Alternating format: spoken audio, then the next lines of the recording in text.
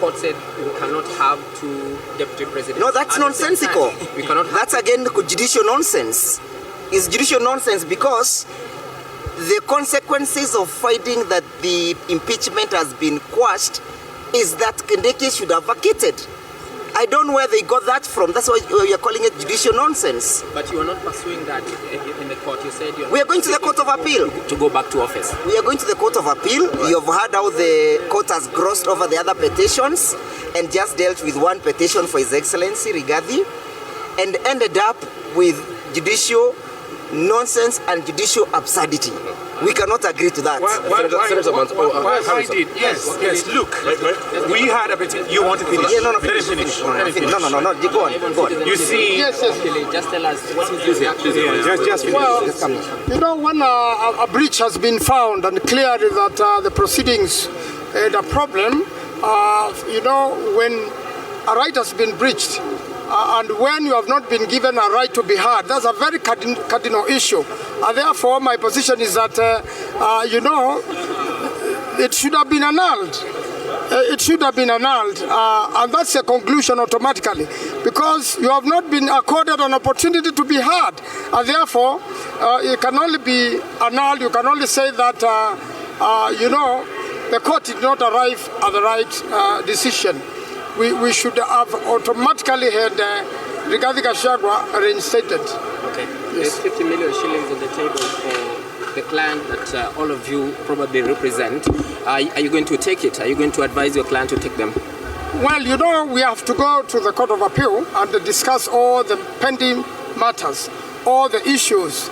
You know, the right to be heard is very important. And therefore, the breach is definitely greater than what it is and what has been awarded.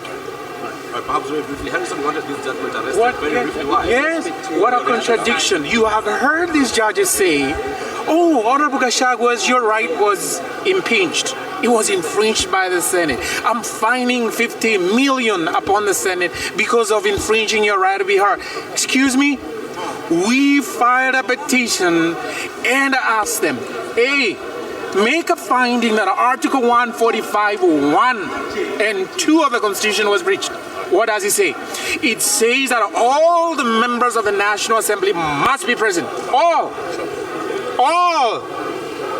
Now, this judiciary, they found out, oh, mamma mia, the whole impeachment process will collapse because the Banisha people did not have a member of the National Assembly.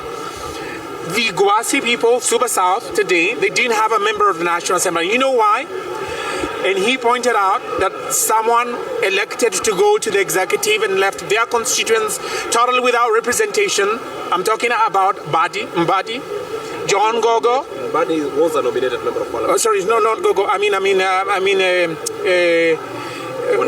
Wandai, yes.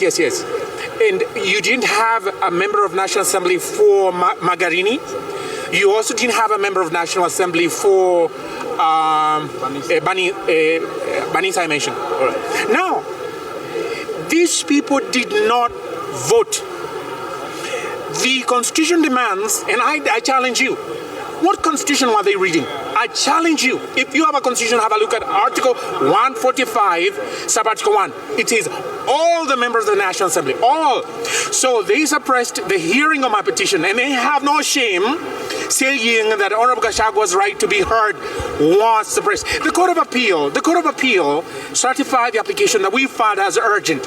Now, the Court of Appeal has to constitute a bench. It doesn't take 2 minutes or 3 minutes. They know, but they acted blind to it. And the question is now, what have they done in excluding one of the petitions that bore the weight of these very same issues? All right. Now, all right, Harrison, you've made your point.